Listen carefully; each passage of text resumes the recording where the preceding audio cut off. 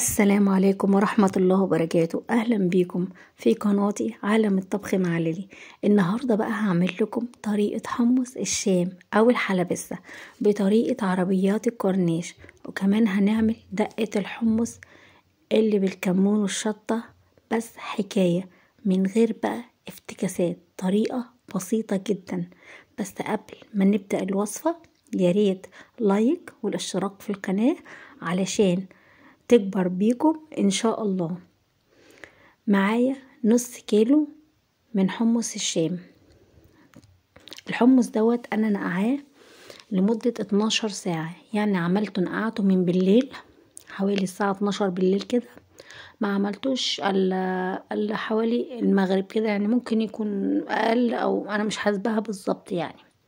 تمام، نقعته في المية، وبعد ما نقعته رحت دلقة مية النقع اللي نقعت فيه، ورحت حاطه ميه جديده، ومعايا كمان طماطم. الطماطم دي يعني كام طماطميه كده، عصرهم في الخلاط، ضربهم في الخلاط، بس عصرتهم من التفل اللي فيه. تمام، وكمان معايا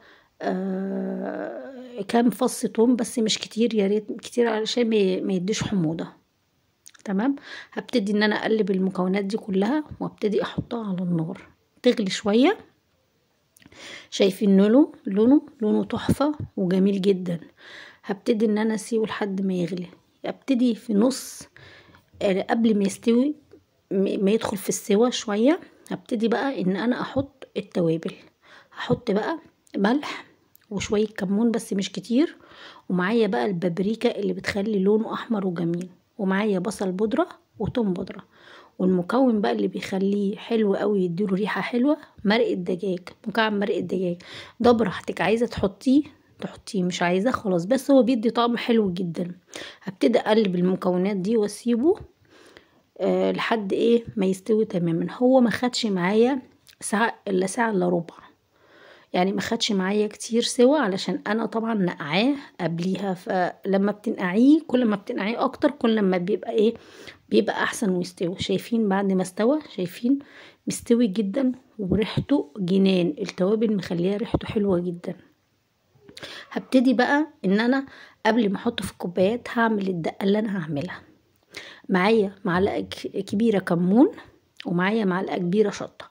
هاخد بقى من مية الحمص اللي انا عملتها اللي فيها التوابل، هبتدي احط على الشطة مع كبشتين كده من المية، واحط كبشتين برضو من المية على الكمون، واقلبهم زي ما انتوا شايفين بالظبط. ما اقولكوش بقى الدقة ديت، يعني ما اقولكوش، بص احلى من بتاعة بتاعة الكورنيش، احلى من حمص الكورنيش اللي بتباع. هبتدي بقى اقلبه، هبتدي بقى اجيب الكوبايات، هبتدي احط من الدقة دي. طبعا اللي عايز شطة عايز، اللي مش عايز تمام. هبتدي احط بقى في الكوباية معلقتين من الكمون، دقة الكمون، ومعلقتين من دقة الشطة، زي ما انتوا هتشوفوا بالظبط كده. دلوقتي انا بحط معلقتين شطة. انا بحب حمص الشام يبقى فيه شطة، بيدفي كده وبيبقى جميل كده. وحطيت معلقتين كمون. هبتدي بقى ان انا احط الحمص والمية بتاعته.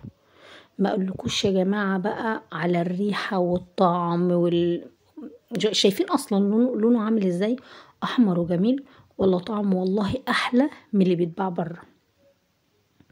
برضو بحط في كوباية تانية. عايزين بقى ليمون، بتحطي ليمون براحتك. والله يا جماعة لو عملتوه هتعملوه على طول بنفس الطريقة دي. وكمان الكوباية اللي بتتباع بره، يعني انا بقى انت هتعمليها ببيتك، بتجيبيها مثلا الكوباية ب10 جنيه، انت هتأكلي عيالك، هتشربي عيالك منه، وهيفيد منه كمان. يعني نص كيلو بيعمل كمية كبيرة جدا. ده بعد ما حطيته في الكوبايات، شايفين بقى المنظر ولا الا الطعم خرافة.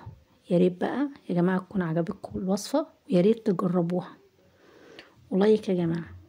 كان معاكم مدام منى من مطبخ عالم الطبخ مع ليلي، والسلام عليكم ورحمة الله وبركاته.